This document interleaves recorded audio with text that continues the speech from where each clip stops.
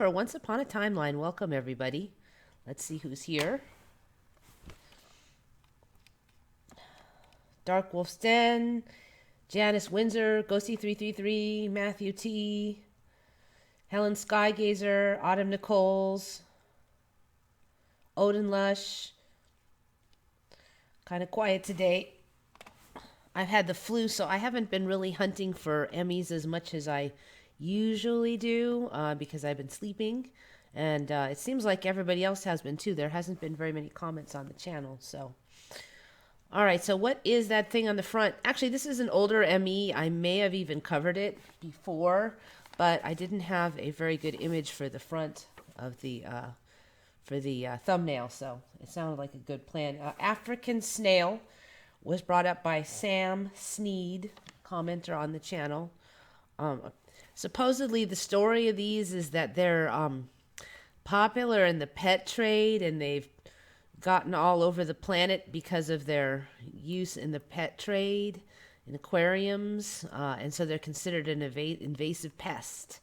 Somebody was asking what they eat. Supposedly, they just eat fruits, vegetables, and lettuce, so typical snail stuff. They get over 8 inches, so that's a very large snail. So, yeah, I guess they make good pets. Never really heard of them until about a year ago, but what do you know? Been tired all day, too. Yeah, there's hardly any comments on the channel. It could be that people were tired, or it might be that they have altered their algorithms, so less people are watching. It's hard to say.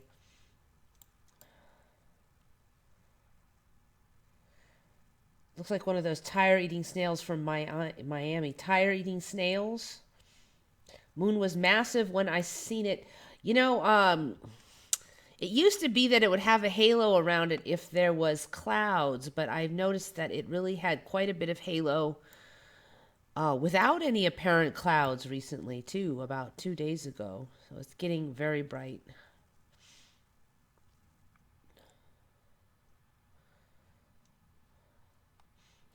Wonder if it purrs. I had looked up a thing, what purrs, because you had asked, you were just kind of pondering it. Apparently, a lot of animals purr now. They're saying gannets, elephants, raccoons purr, dogs purr. I've covered that one before.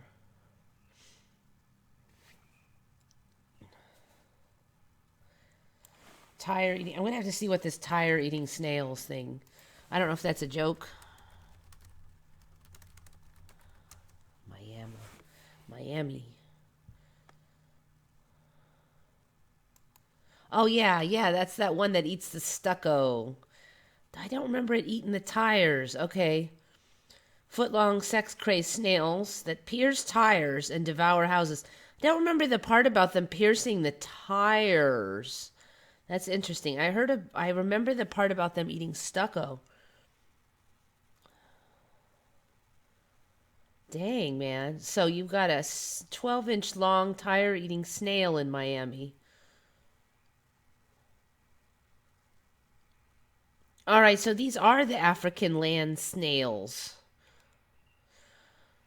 Okay, so they eat tires, apparently, as well as lettuce.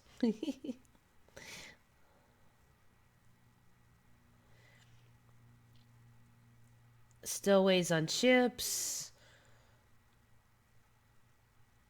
In Florida, eradication took 7 years. Other places like Brazil have not been so lucky in their efforts. It's hermaphroditic, so it's both male and female at the same time.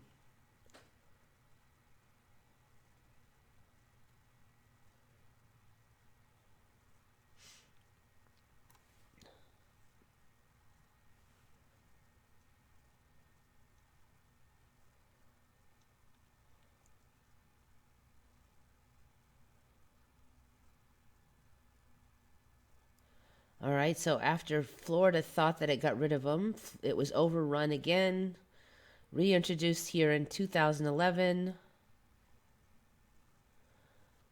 It may well be bizarre voodoo-like religious proceedings to blame. The snail slime, it says, is coveted in certain South American rituals.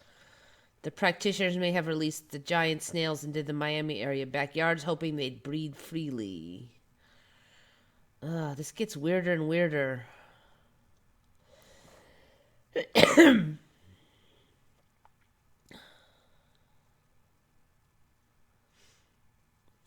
All right, they make big shells. They need calcium, so they put a big bone in there. And to keep the snails, they put a bit of cattle bone in the terrarium for the snails to chew on, just to get the calcium. Yes, you could eat them, but cook them well. I mean, really well.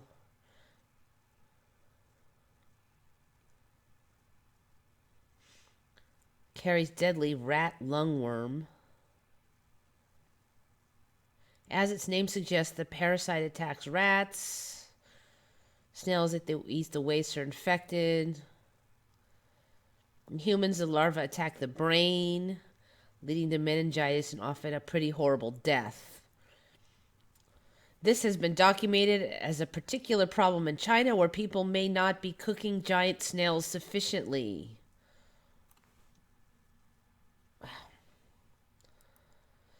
Still others ingest them accidentally.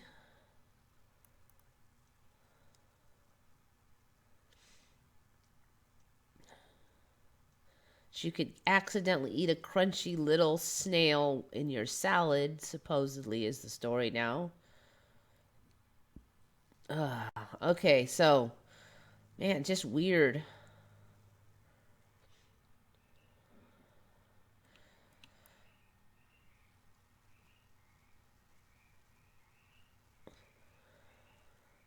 In 1950s Hawaii, there were stories of on a rainy day when the snails all came out and crawled all over the road. The cars would squish them, and cars would end up skidding on the squished snails. That's when Hawaii got serious about trying to control them.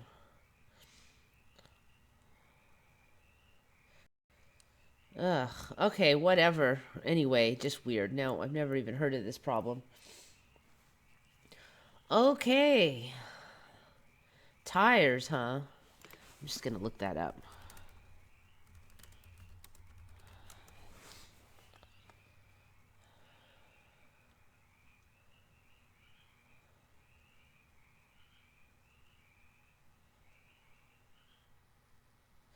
The snail shell is hard and sharp enough to puncture most tires.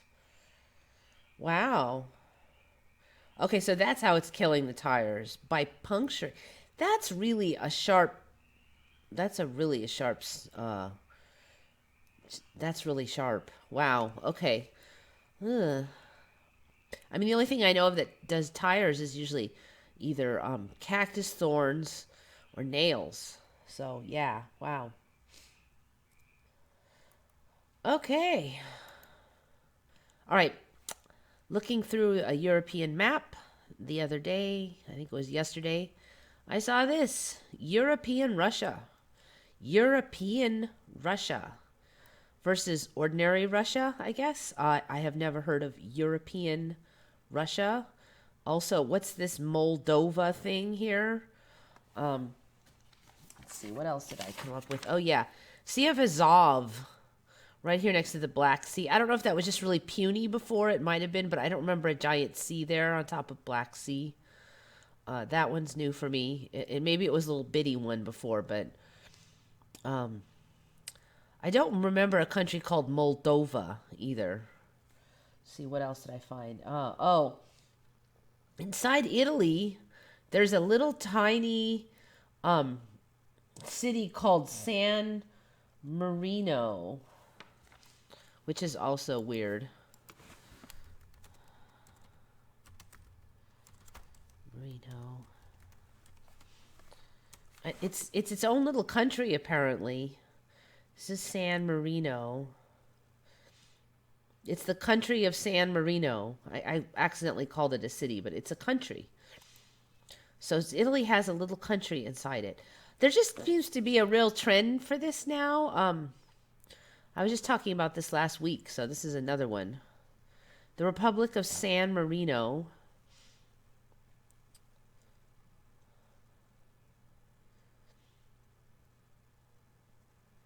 see, how did that thing get created? Economy mainly relies on finance, industry, services, and tourism. It's among the wealthiest countries in the world in terms of gross domestic product. San Marino is one of the only 3 countries, the others being Vatican City, also surrounded by Italy, and Lesotho, in the world to be completely surrounded by another country. Oh, I did not read about this Lesotho. So there's another country called Lesotho. Let's check that out. Okay, lately I've been hearing a lot about Vatican City and Washington, D.C., but I had not heard about this San Marino being its own little country, and now we have this Lesotho. The Kingdom of Lesotho is an enclaved country, the only one in the world outside of the Italian peninsula, within the border of South Africa. It's just over 30,000 kilometers squared, has a population of 2 million. Lesotho was previously the British Crown colony of Basuto land, but it declared independence from the UK in 1966. All right, so it was one of the UK colonies, I guess. It's now a fully sovereign state that is a member of the UN, the Commonwealth of Nations. This is a weird thing. I've been hearing a lot about the Commonwealth of Nations. Frankly, I've never heard of the Commonwealth of Nations until about a week ago. And now I'm stumbling on it all the time. I've certainly heard of the UN. I have not. Apparently, this has to do with the former UK colonies. 53 member states, nearly all of them former territories of the British Empire. The British Empire was a lot more successful in this timeline compared to my old timeline. I've talked about that before with so many more flags having the Union Jack on them, and just having a lot more established colonies in a lot more places. So now we've got this Commonwealth of Nations. I mean, I don't know if I'm just behind the times, but I just heard of that. And I keep stumbling on it now. Anyway, so Lesotho, the land of people who speak Sesotho. Lesotho roughly translates to the land of people who speak Sethotho. It's where it just sounds like something that Dr. Seuss made up or something. Basuto land emerged as a single polity under King Moshoeshoe the First. Moshoeshoe, son of Mokachani, a minor chief of the Bakotelli lineage.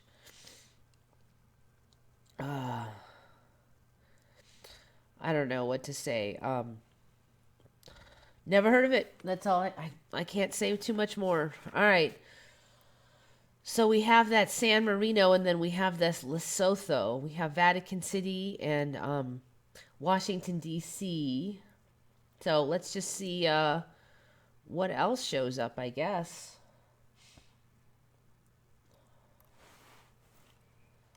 Let's see what you guys are up to.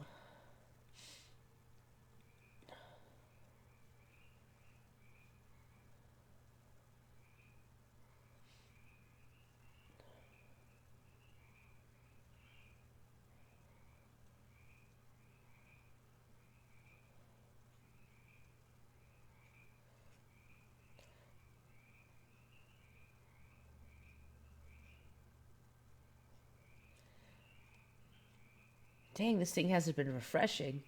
I thought you guys weren't talking, and there's like a whole bunch of stuff on here. All right, where are we here?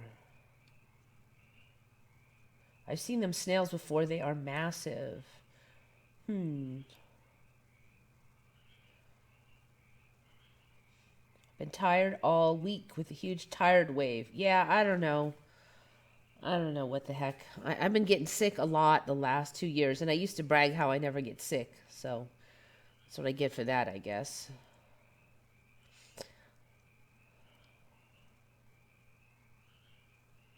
And I'm supposed to be doing my taxes. Maybe the taxes made me sick. Trying to get my taxes done. I hate to wait to the last minute, but I sort of did. It's kind of complicated because I run my own business, so there's all the write-offs and everything.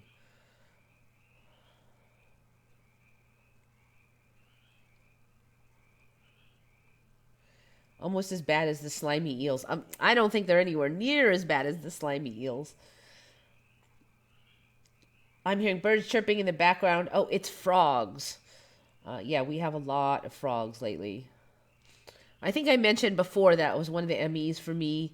Frogs used to just croak randomly, but now they croak in concert. They all croak together, and then they all stop together.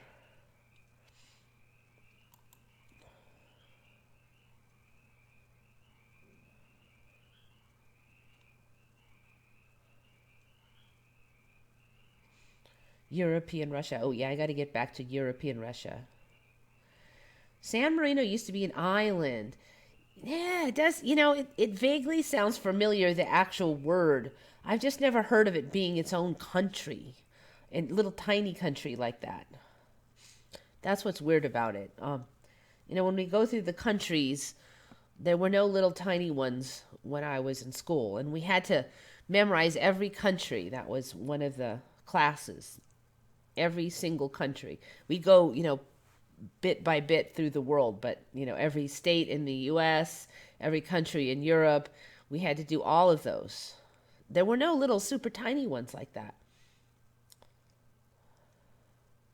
Golden snub-nosed monkey faces. Let's take a look at the golden snub-nosed monkey.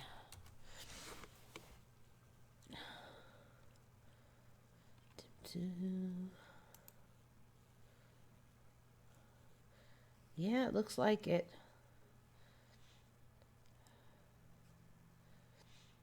Yep, they're getting more blue. These things constantly change, these monkeys, the new monkeys. The ears look a little different to me, too. Looks like they're growing more of a mane here on the... I don't remember that big long hair like a horse mane. And see, they have this thing on the top, like right here, that I don't remember that being there.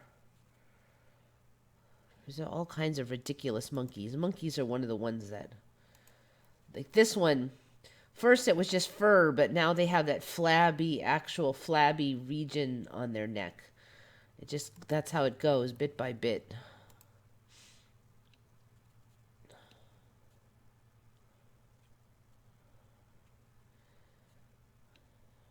If you just like type in weird monkey, there's so many.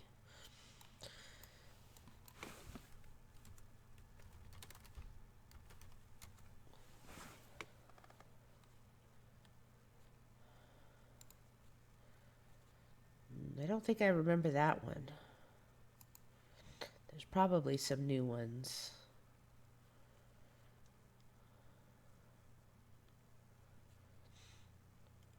I think I covered that fat monkey before. Strange. Look at that thing. It looks like Yoda. I mean, that's a real monkey. I know it looks fake, but it's real. Supposedly, anyways.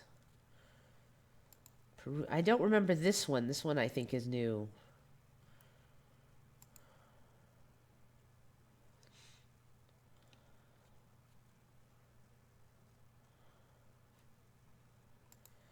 I don't remember seeing this one.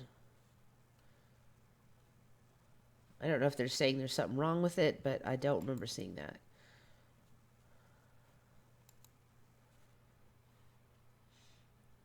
Ugly weird monkey.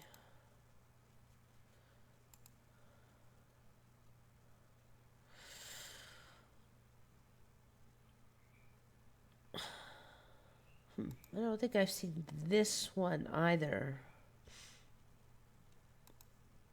I think that's just animatronics or something. Alright, anyways, you could go on forever looking at these things. There's that. This one is one of the newer ones here. Cotton top tamarin. That is one grisly little face. Are the human kidneys higher up? Go see 333. That's an old ME, the high kidneys. Human organs.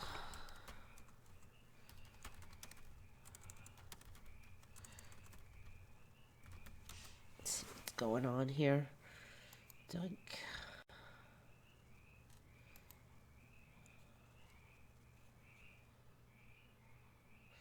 That one's showing them parallel again like they used to be. Yeah, they used to be down on the lower back there. So, I mean, it is a pretty popular ME that they're way higher now.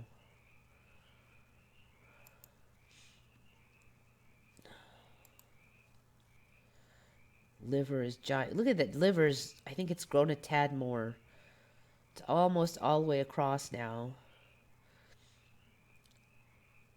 Large intestine loops quite a bit now. Interesting.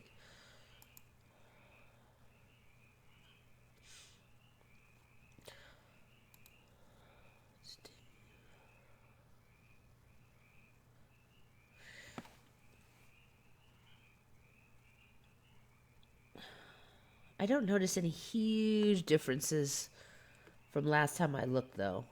It seems like it settled down a little bit on the anatomy changes there in the organ department.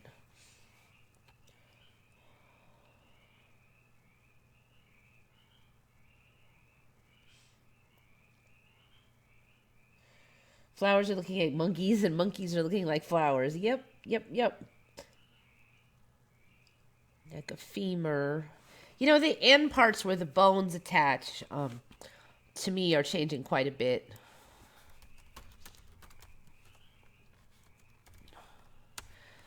I remember them just being kind of the stereotypical bone shape before.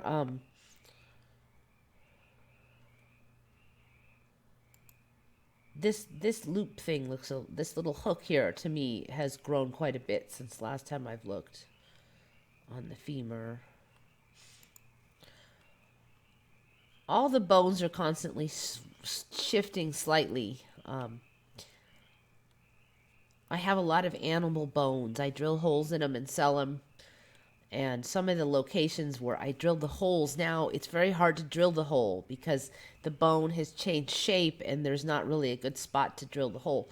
Well, originally I look at the bone and I decide which end is the best end to drill the hole on, and I drill it there.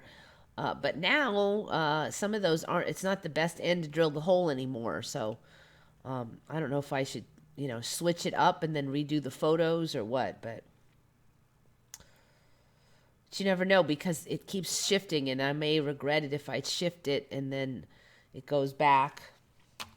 Some of this stuff's it's just such a weird problem to have.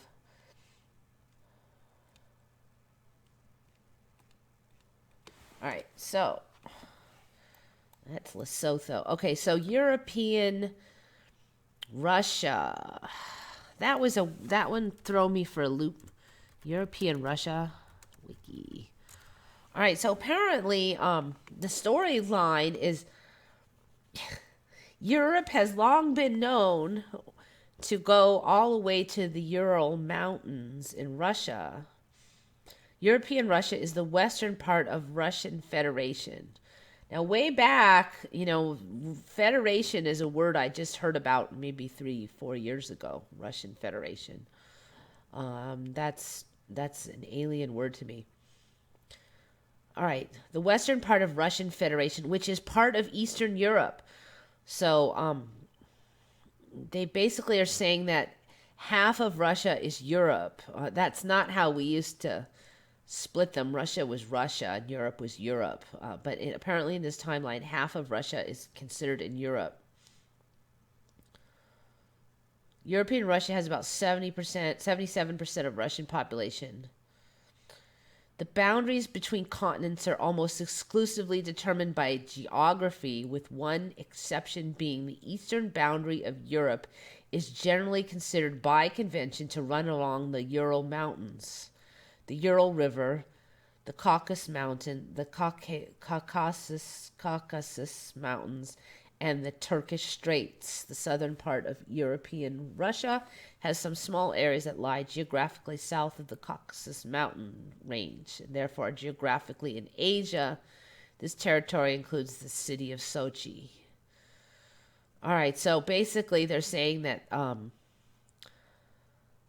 this is part of Europe here, and that's why it's called European Russia. I've never heard of European Russia. That's why when I looked at this map, I'm like, what? Okay, so, I mean, there's obvious other things that we've discussed, like the size of Kazakhstan being huge. For me, Ukraine was nothing this large either. There's some other weird little countries in here that didn't exist before. All right. Now, this one is kind of an interesting little thing. I don't know if you've ever read the book or maybe you saw the movie 1984, kind of a famous movie about mind control. But one thing that was real interesting about the book is the book had a storyline that there were three major nations, and the major nations were Oceania, Eurasia, and East Asia. And they were constantly switching up who they were fighting, and you were supposed to not notice if you were fighting somebody different because they didn't want you to question anything. But here is the map of what these countries, nations are supposed to be. Now, the first thing that's weird, and I've mentioned before, is that for me, Oceania never existed other than in 1984, the book. But now it is Australian region here is Oceania.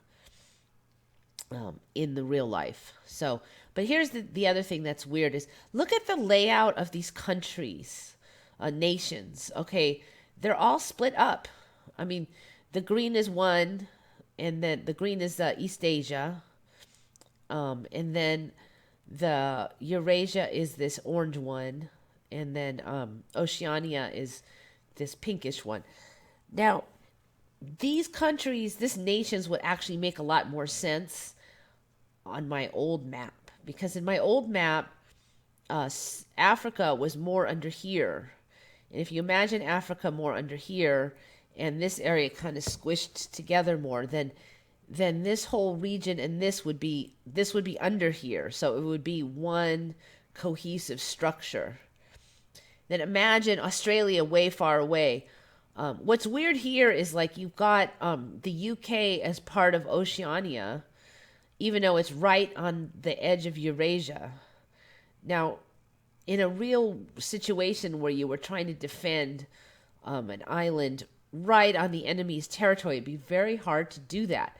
But in my old timeline, UK was way more out in the ocean, so it would be like a stepping stone between the two countries or nations, and it would make sense there because you could kind of defend it because they weren't that much closer than you. I mean, here it doesn't make a lot of sense with the UK right on the border of Eurasia. You couldn't expect to hold that with this whole nation right next to it. They would get it.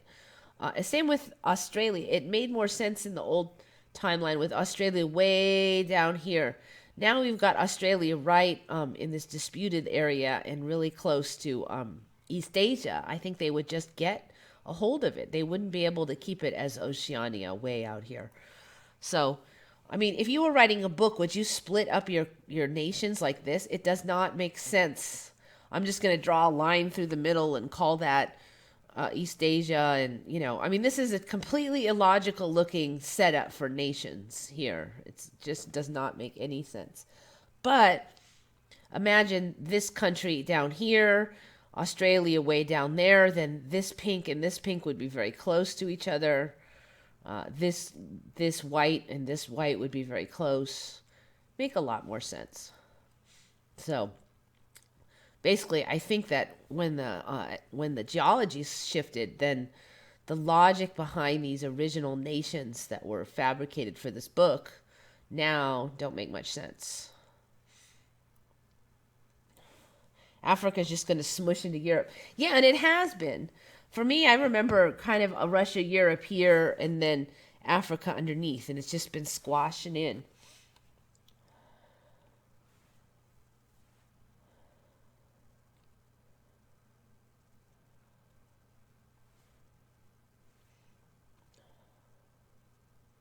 Yeah, kidney punches won't work anymore. Yep.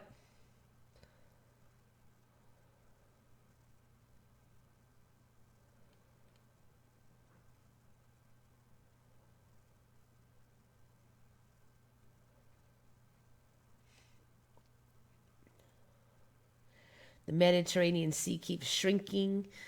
Yeah, and then you've got these other big seas here that, coming in and kind of connecting up to it. I think you're going to get, I think we're going to get Black Sea and Caspian Sea, like connecting in a giant snake here, because that's been what all of the waterways are doing. They're making these snake patterns into the inlands.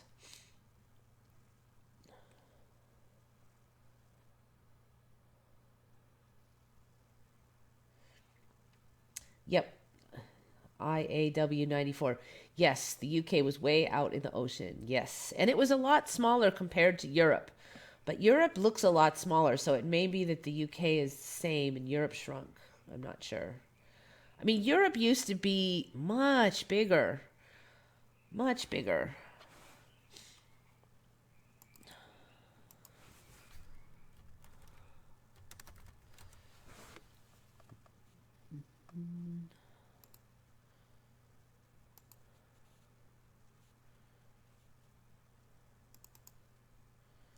So you can get a decent size of something here. Too tiny.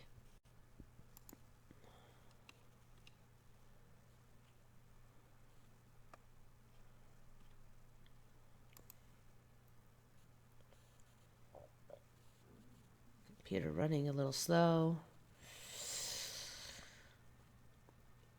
All right, let's try this one. See, Europe is just right in here now. I mean, Saudi Arabia is almost bigger than Europe now. That just wasn't the case for me. Saudi was a lot smaller. Europe was a lot bigger. Europe was about on par with Russia for me. I mean, Russia was big, but it wasn't that big compared to Europe. I don't know why Europe has shrunk so much. Saudi is giant now. The shape of Africa, it used to be less bump over here, more material over there. It was, looks like there's a big chew mark out at the side here. Looks like Australia's getting stretched this way. Yeah, it just, someday I wish I could see a map of my old reality. Italy looks like it's ready to kick. Yep. Looks like it's bending its leg back now. That's kind of a more recent one, too. Tartaria. Where's Tartaria? Tartaria is an ancient kingdom. We talked about this about a year ago, that somebody noticed Tartaria as an ancient kingdom of Russia. And they were discussing it on Recon. But we didn't make a big thing out of it, but we did feel that it was a history change. Tartari. Okay, I think it's Tartari now. It was Tartaria when we first found it, but I think it's Tartari now. A historical region up until the 18th century was known as a vast country located in northern and central Asia, stretching from the Caspian Sea and from the Ural Mountains to the Pacific Ocean. Mostly inhabited by Turkic peoples.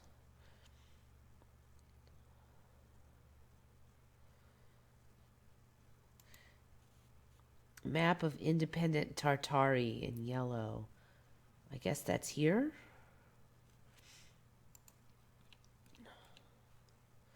Not the most useful looking Tartari.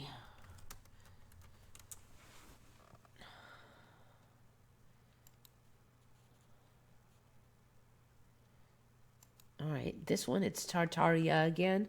All right, so basically it's kind of like Russia.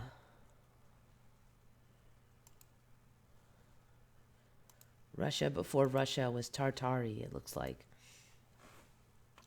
North Pole no longer. Yeah, Arctica's gone. For those few who remember Arctica.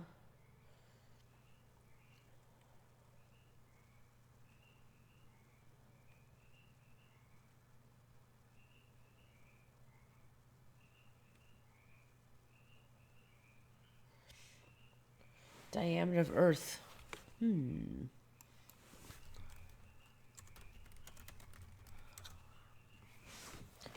7,900. Yeah, that does seem quite small. I have to keep an eye on that number. There's another one I haven't looked at for a while.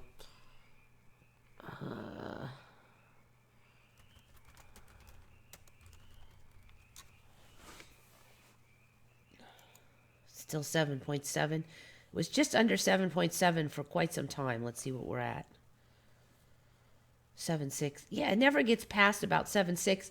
It made it all the way up to 7.8 for a while. Now it's back to 7.6 again. For the last 3 years, it has not gotten past 7.8. So this keeps resetting this current world population counter. It's definitely something weird going on with that. We do not get past about the last year I've been watching. We're not getting past 7 now. So very weird. Very weird. That's why it's hard for me to trust this whole overpopulation plather, because it's like, whatever, dude. We're not getting past 7.7, so.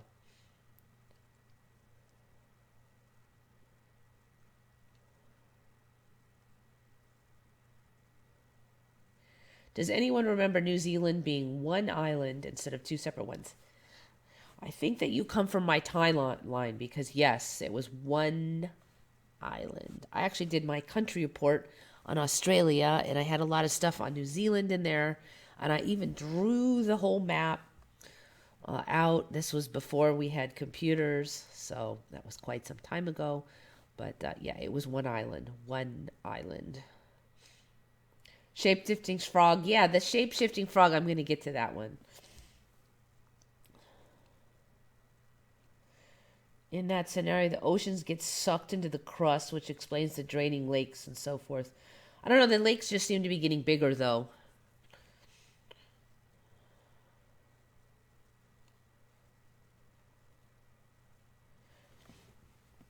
T-box is in. Just kill that sound. Time is flying by, yep.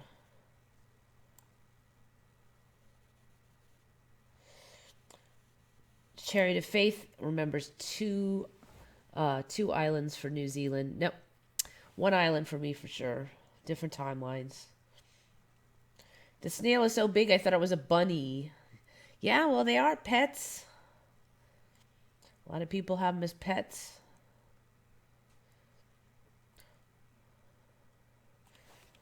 Anyway, yeah, definitely one island for me. Oh, the whole island just looks weird now. The double. It looks like it's trying to split into 3, too. I keep waiting to see if that last little chunk is going to come off the top. I got that one. All right, I'm going to get to that. Got that one. All right, this is an interesting one. This is on Vanessa VA's channel. I just wanted to bring your attention to that.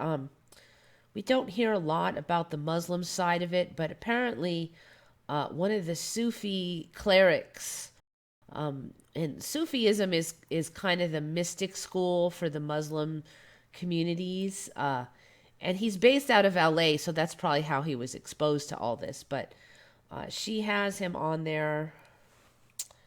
Looks like I'm not. Oh, okay, no, we're all right. All right, it looked like I had lost signal. All right, so this guy on here, Sheikh As-Sayed Nurjan Miramati, international president of Sufi Order of America, blah, blah, blah, blah, blah. So he's basically on here talking about the Mandela Effect. And he basically just describes it. His English is pretty good. It's worth listening to. He doesn't have any really earth-shattering opinions on it, but he definitely apparently sees the ME. He gives it credence. He says it's a mystical thing, and of course it's going to be couched in his own belief system, but it's actually not too far away from what a lot of us have come to believe. And he says all holy books are changing. Now, I think he probably has to be careful about talking about the Quran, but he does seem to indicate that that changes are everywhere. He does say that it can change on the paper, but it won't change in your heart. So anyway, very interesting, very good find by Vanessa Vaugh to see that some of the other. It's interesting because we really don't hear much from many of the Christian scholars. So interesting to see this guy up. Anyways, I think it's worth a listen, definitely. It's just, if you just do a Google on her channel, Mandela Effect is Real, says Muslim Miramati, all holy books will be changed. If you just Google that, you'll find it.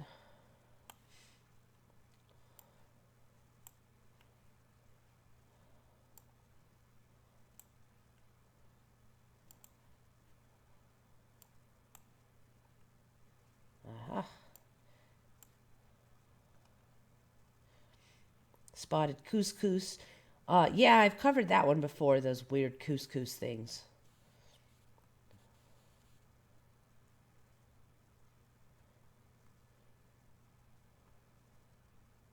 Seems the closer you are to the ME, the more like you are to get the updated version. It does seem like that. I don't know if it's because the way things shift, maybe you move to the region that's going to shift the least. But for myself, I've noticed many, many changes locally. It does not seem to be holding for me. The changes that other people notice for my region, I also notice.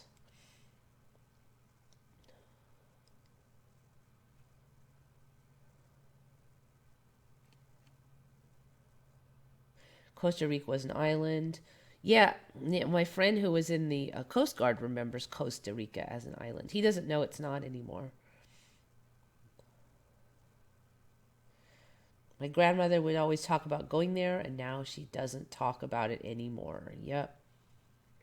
Yeah, this one person I know remembered Arctica, and when I said it was gone, she doesn't. She just doesn't want to talk about it.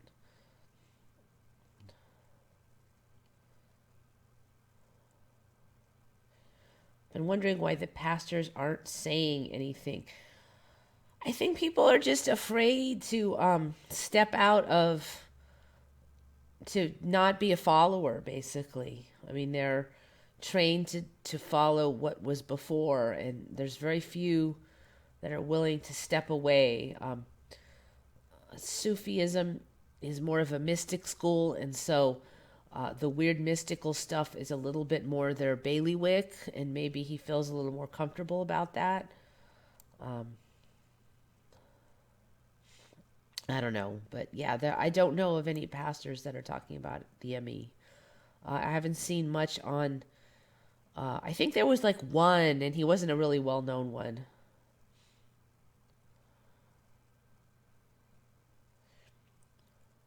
Chariots of Faith. I do notice Australia is too far north and too close to Papua New Guinea. Way too close. Way too close.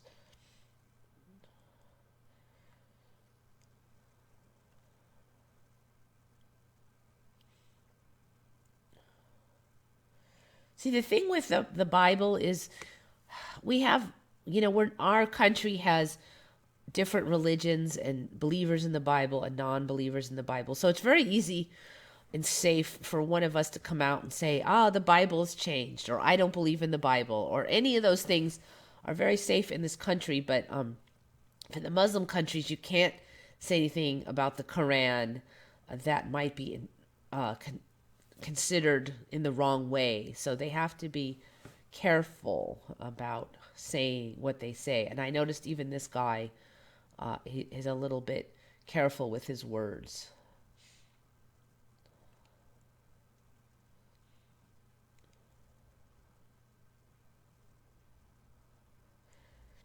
Yeah, did show a post by a pastor revealing the reasons why he did not want to talk about the ME. What was his reasons? Were he's just afraid that he would be like thrown out of the church, maybe?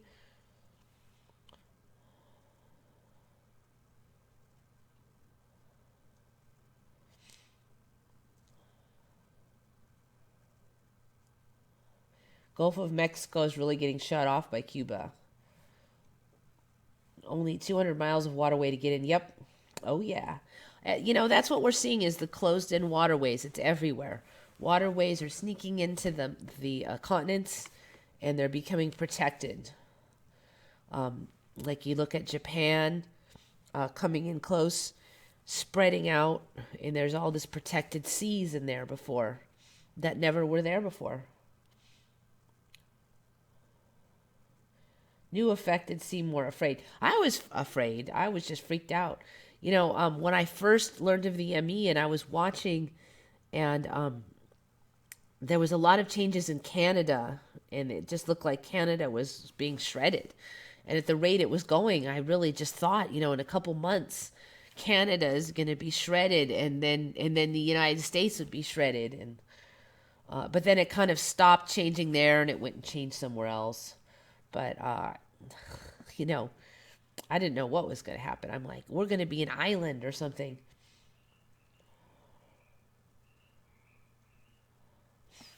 All right, so where are we at here? All right. This one is from Jet Powered Griffin, one of the commenters on the channel. We had talked a little bit about the Japanese having attacked in Alaska in this timeline. Japan never hit the mainland in my timeline, but so apparently they attacked Attu, which is an island in the Aleutians. That's all those weird islands that are spreading out past Alaska, which are basically an ME for me to start with. The Aleut residents of Attu were taken to Japan for the duration of the war. Of the 40 captives, 40% died from disease and starvation. So basically they invaded this island and they took all of the villagers back to Japan, which is kind of like, why even do that? But lasting 18 days, the Battle of Attu was one of the deadliest battles of World War II, but it remains one of the least well known. So you'll see this on many of the articles about this event, is that, for some reason nobody knows about it and stuff like that. But so here's those Aleutian Islands. Look at how close to Japan it is. I mean, they're like halfway to Japan. No wonder in this timeline it would be an easy jump to get over to these islands. And that might be why we're seeing, with the less oceans between, it just makes sense that was easier to get to our country. Look at how close everything is now. So this batch of islands for me wasn't stretching out like that. I mean, there was just a little bit right here. So it just, this band just keeps going and going. I don't think Attu was even there. If it was really tiny. First big building change freaked me out, though. Almost tripped over my open mouth. Yeah, for me, what really got me was my this on-ramp for the freeway wasn't there anymore. It was just gone. And this is the second closest on-ramp. So I could either go one way and get on the on-ramp, or I could go the other way. And a lot of times I would go that way because I was already heading south. And that on-ramp was gone. It just was gone. Like, psh. And I drove past this place where it was. I'm like, how come I didn't see the on-ramp? And I drove by it a couple times. I'm like, how could I miss the on-ramp? It was gone. And that was a weird one because it jumped about a mile south. And I was like, how did I not get on the on-ramp? And then it was in front of me. I'm like, it's up here now. And I already knew about the ME then. So I'm like, oh my God, it's an ME. It's an ME. So I get on the on-ramp that was a mile up, and then it stayed there for a few weeks, and then I was looking for it at the new spot, and it was gone again, and it had jumped another mile to the south. So now it seems like it's settled down in the middle of the city, but I don't use that on-ramp anymore because you have to go through all these lights and stuff to get to it. It used to be that there were no lights between me and that on-ramp. Now I have to go through half the city to get through it, so that was a trip, and it jumped twice. So I was still being confused, and I'm like, okay, it's over here by this road now. And then suddenly, psh, it was gone again. It was gone. That freaked me out, man.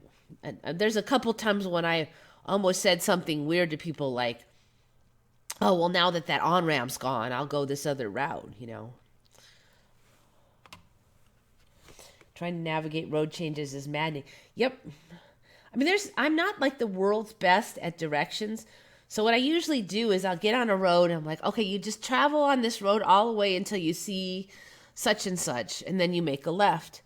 And then when that stops working because I end up way over here because that road doesn't go to such and such anymore. And then, I mean, thank goodness for phones now because I can get the phone out. But there's been a couple times when I ended up way somewhere far because the old strategy didn't work anymore.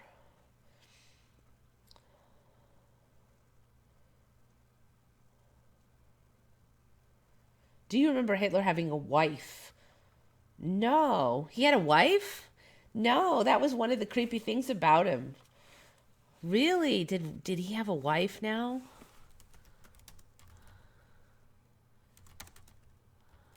Let's see. And Ava Braun was not a wife. Interesting. Okay, did she marry him in this timeline? She was just sort of a weird girlfriend. I don't remember them. You know, they did not marry in my timeline. I mean, people just assumed they were lovers, but that's okay. So they married in this timeline. For me, they just said she. I mean, it was really a question because nobody knew if he was, you know, gay or just messed up. I mean, he was a creepy bad person, so nobody really knew what was up with Ava. But okay, so anyway, I don't see any wives other than Ava.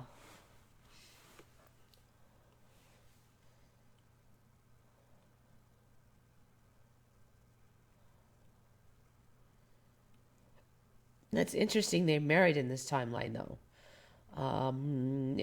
They never did that in my timeline. There was always the big question of um, what Ava was to Hitler. In this timeline, they married, so it's obvious.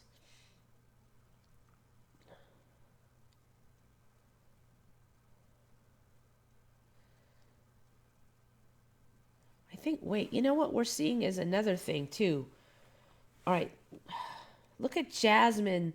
Jasmine, you're saying Ava, but it looks like she's Eva in this one. Eva Braun, not Ava. I remember it's spelled A-V-A, not Eva. Ava. Interesting. I do remember A-V-A as the spelling. I mean, for obvious reasons, because E-V-A is my name. I remember it being A-V-A. Huh. Anyway, I'm not 100% on that, but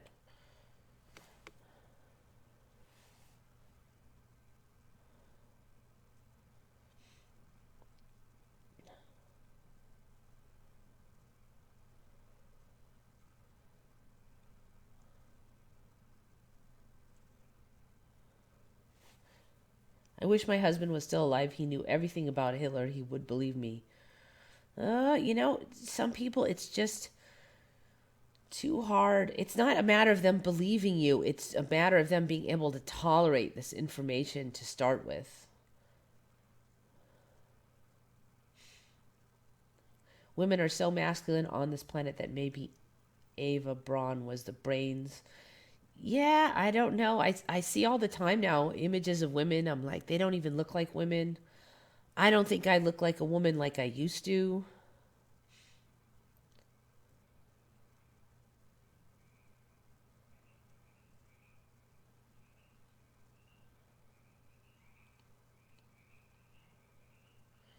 Pockets of gravity. Yeah, yeah. That what I started hearing that about 5 years ago. That there's pockets of different gravity on the Earth. Didn't used to have that.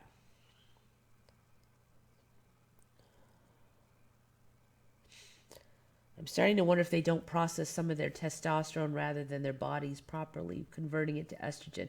You know, if you look at the structure of the bones and everything, women are stronger. Men are a little wimpier. They've become more similar. I really don't think it's just a testosterone issue. It's the new bodies. It's how they're designed. There's less difference. I read about a secret marriage, Monty.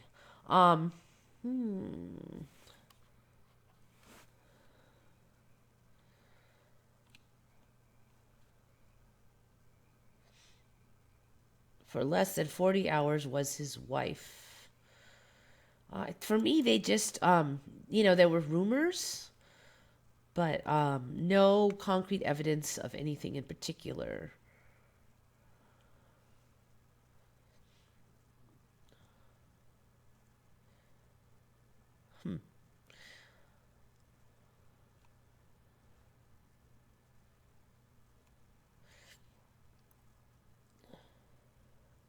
Doesn't necessarily need a physiological explanation for women being strong.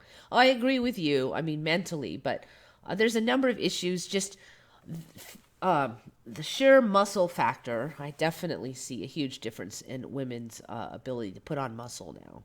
There's that. Facial structure and bone structure, definitely more masculine looking now. The other thing I really notice in this timeline is violent crime is much more common by women. In my old timeline, you almost never heard of a woman, say, shooting up a place or doing any of that real violent stuff. I mean, it was just almost unheard of. Mass murderers, that kind of thing. You just getting a gun and blowing someone's head off. You did not hear about that it was really rare. Here it's fairly common, definitely more common now. I mean, even in 1 year, I've heard more of them than I heard my whole lifetime in my old timeline.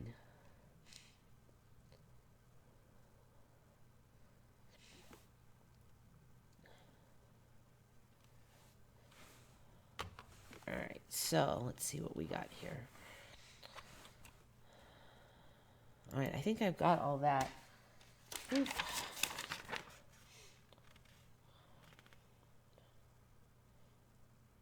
All right, we're going to get to Shape-Shifting Frog by I Am Love, I Am Light.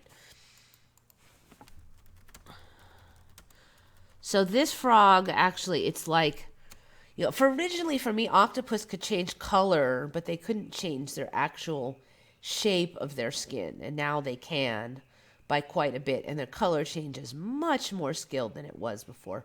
So now we have a frog, apparently, that can do quite a bit of skin texture changes. I have not been able to find an actual video of this, so this one might be still incubating. But basically, this guy here can change from like all bumpy like this, and then he can switch over to be like smooth coated. I don't know if you want to say coated, but see if I can find some good images of him. Okay, so see how bumpy he is there. Let's see if we can find some images all together. Shape-shifting frog discovered.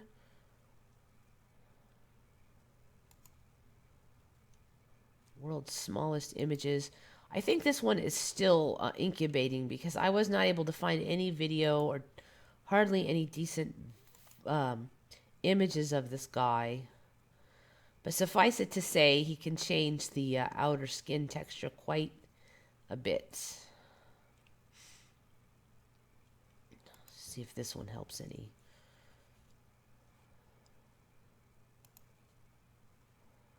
All right, so he can be totally smooth like this. And then he can turn to this. I think that we'll find that his shifting abilities will continue to improve. We'll probably see other creatures that can do it. All right, I don't have a lot of them today. I do have some left over from last time too.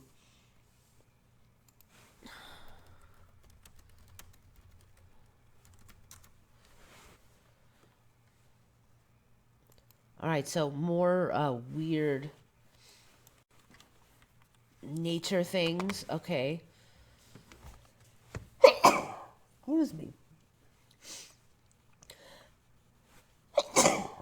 Excuse me. All right. Strong winds carve otherworldly towers from frozen sand on the shores of Lake Michigan. Apparently, somehow it freezes in these. Somehow, certain parts of the sand freezes and other parts don't, and then the wind blasts out the unfrozen regions. This one is from Jan Wemmel, one of the commenters on the channel. Good find. So very weird. I suspect that we're going to see more of this. So eventually these defrost and apparently disappear. But definitely weird.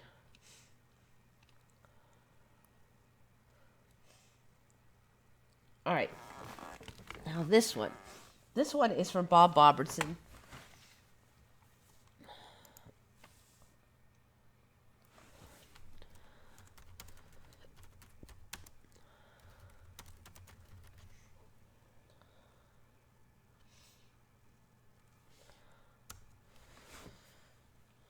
All right. I think I talked about 2 weeks ago about how so many of the past historical figures are becoming sort of sullied or said to have not been good people. But Lincoln was not yet much sullied, but I think that's changing. In my timeline, Lincoln did free the slaves. First, they were freed in the North, and then when the South lost, they were forced to free the slaves there. Now, the storyline for me was that the northern regions did not have agriculture, so they had a lot less use or requirement for slaves, so it was a little easier for them to not to let them go, and that was part of the excuse for why the South was kind of less eager to do that. But they were freed in my timeline. In this timeline, Lincoln apparently did not free the slaves in the North. Lincoln didn't believe blacks should have the same rights as whites. That was not the case for me. There was some talk about Lincoln thinking they should go back where they came from. The Emancipation Proclamation didn't actually free all of the slaves. Turn off that music. It didn't apply to border slave states like Delaware, all of which were loyal to the Union. Lincoln also exempted select areas of the Confederacy. No. Basically, the slaves tried to flee north because they would be free if they made it there. In this timeline, there's been a lot of talk about how they had organized systems to bring the slaves back to the South. And also the Underground Railroad here, for a large percentage, was heading to Canada. The slaves were trying to get to Canada when they were fleeing to the North because in Canada there was no slavery. Now, in my timeline, they were heading to the northern states. They weren't heading to Canada. So basically, when I said before that Lincoln was, still not much maligned by this timeline, but that's no longer the case.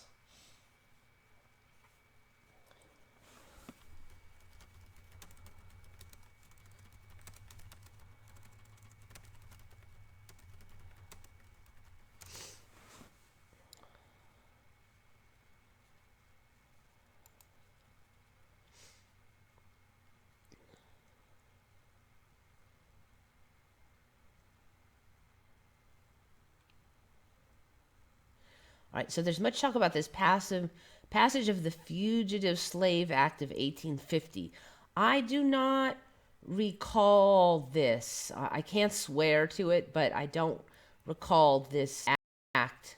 Increased penalties against fugitive slaves and people who aided them.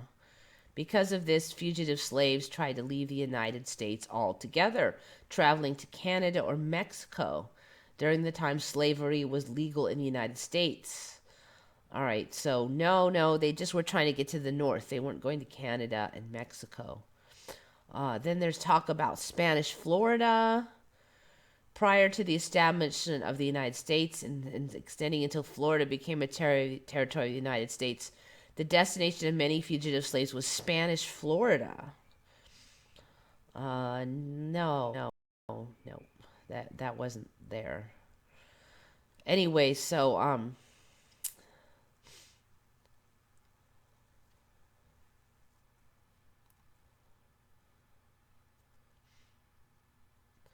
the Underground Railroad was initially a route that would assist fugitive enslaved African Americans in arriving in the northern states. However, the passage of the Fugitive Slave Act of 1850, as well as other laws aiding the southern states in the capturing of runaway slaves, resulted in the Underground Railroad being used as a mechanism to reach Canada. Canada was a safe haven for African American slaves because Canada had already abolished slavery in 1783. So no, you know what? They just had to make it to the northern states for me. Yeah, no, yeah, that's not right for me. Not right.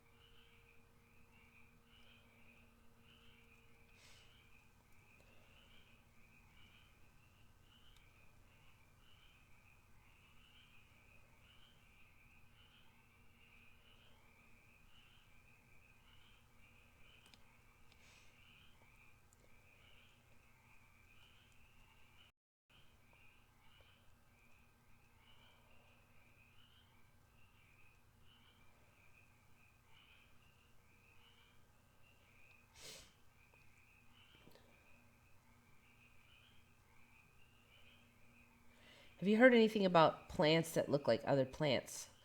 Nope, I have not. It wasn't any time at once, but it could grow to match it. But it couldn't shift like right then. Although, who knows by now. He freed the slaves in the north. That's where the Underground Railroad came into play. Yes, they freed it in the north.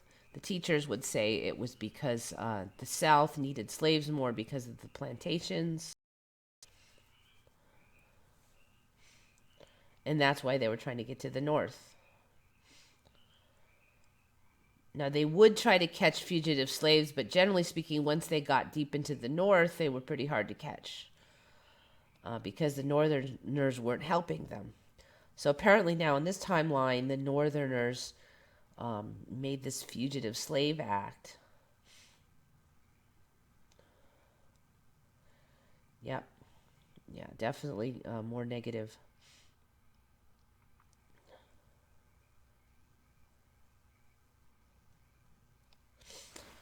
All right, so where are we at now?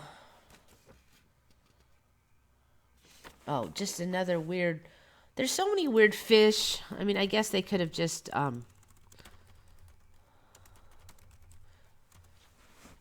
guess they could have just bred these, but there's just so many weird ones.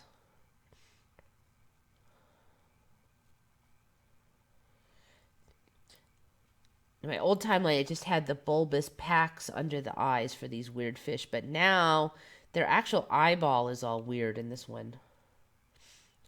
Look at how their eyes are. Their whole eye is on there. So they can't hardly even see straight, these celestial eye goldfish. Look at those things. I don't know how many of these are coming out of the woodwork, but that one's from Bob Bobertson again.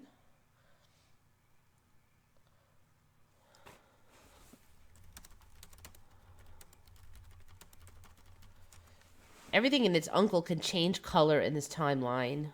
There's a whole bunch of them. Even some of the local frogs here now can change colors to some degree.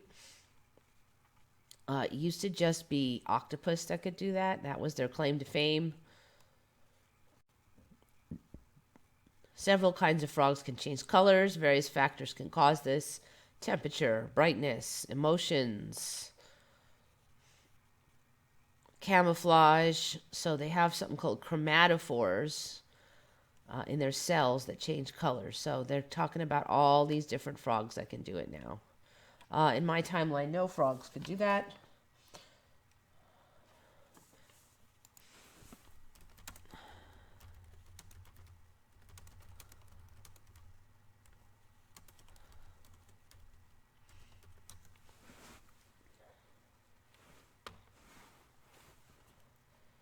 Yeah, that's what's weird about these, because their whole eyes, I don't even know how you could see straight like that.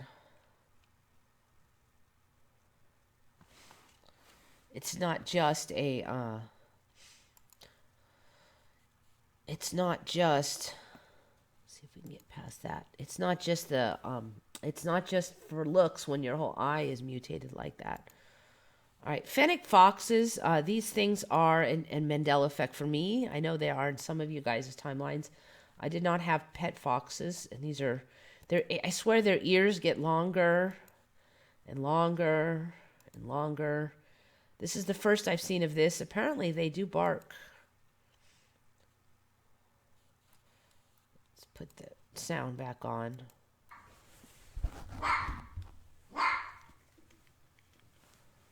They bark like dogs.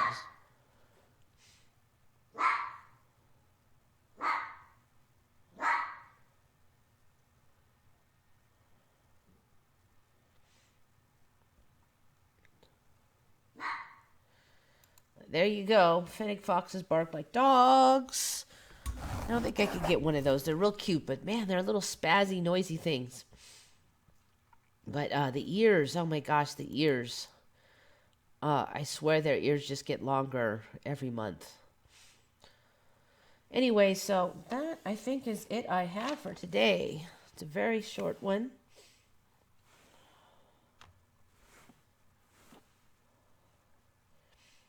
The name is spaceship jellyfish, and it glows. And they had a glowing snail on the other day too. Everything glows now. It's not even a big deal anymore.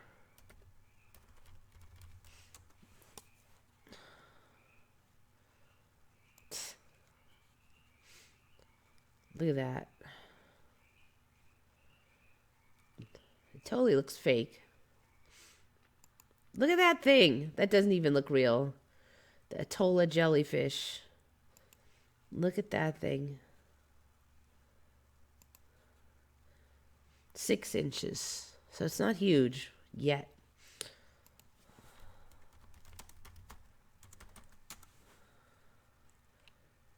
Oh, is that a real one?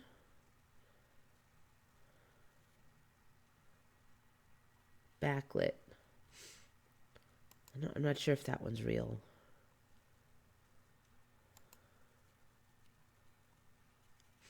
Anyway, they did have one. I'm not sure if it was those.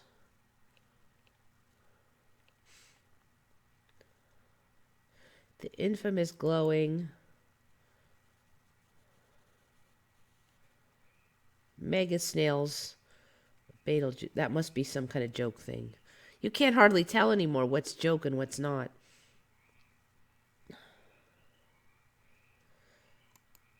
Discovers crazy disco snails. All right. So we have disco snails. I mean, anything you could think of. Oh, page that no longer exists. I wonder if they have any glowing snakes yet.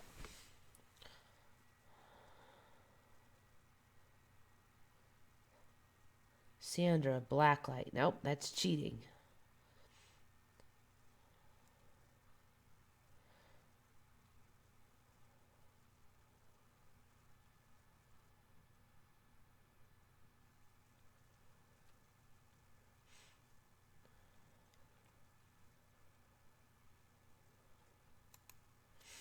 I don't think they have the glow-in-the-dark snakes yet. Not yet. Ones that glow with black light, I don't count those yet. Sorry, dudes. I can't imagine where Haley could have acquired this anti-authoritarian attitude. I know your kind. With your Birkenstocks, avocado toast, 5 college degrees. Skip.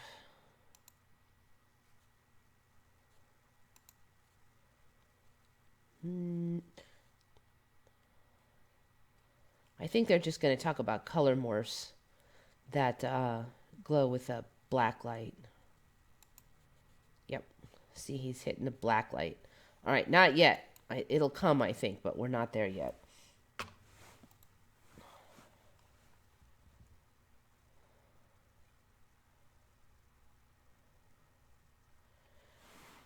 Birds that look like big birds. Let's find that one.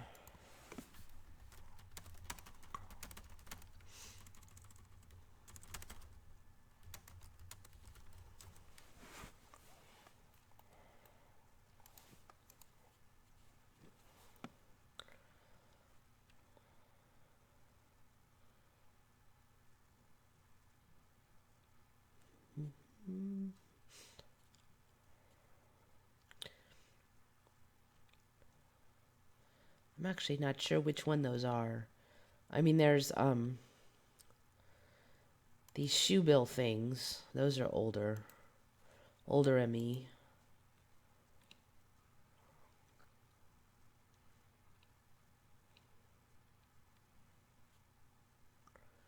I don't know if they're going to turn blue or what. Look at how bluish they're looking now. They were very gray before.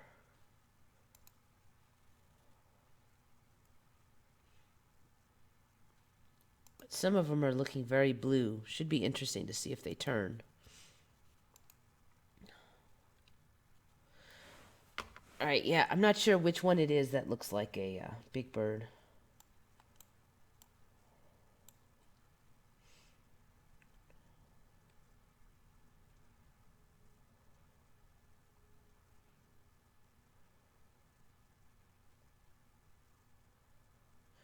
Cartilage on the front of a human switched back.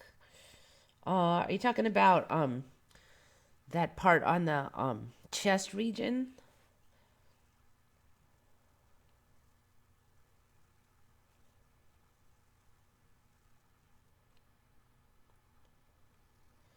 Railroad worms. I've covered those railroad worms, and they're in they're in the United States too, those funky worms. So there's worms that have these barred pattern that glow in the dark. Hectopus.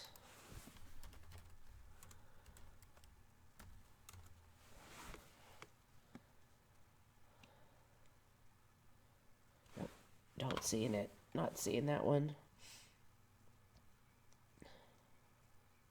The crazy walking bear. Yeah, I had that one on last time, I think it was.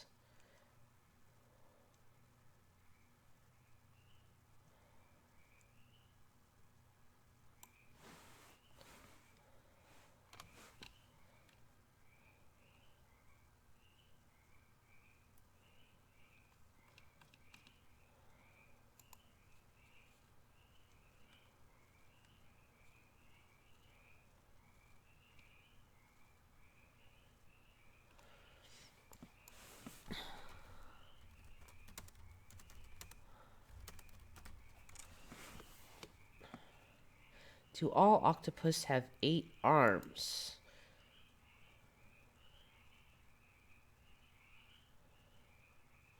Two of their arms are actually legs. I think I remember that from my old timeline, though.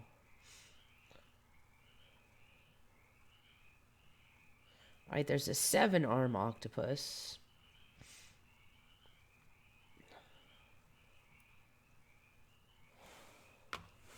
All right, anyways, yeah, I'm getting sleepy, so I don't think I'm going to stay real late. I pretty much covered everything I wanted to cover.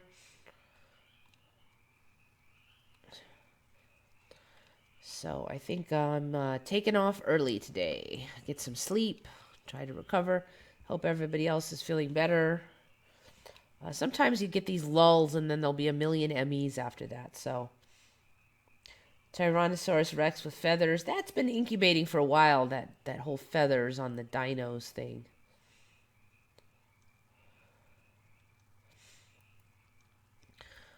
All right, people.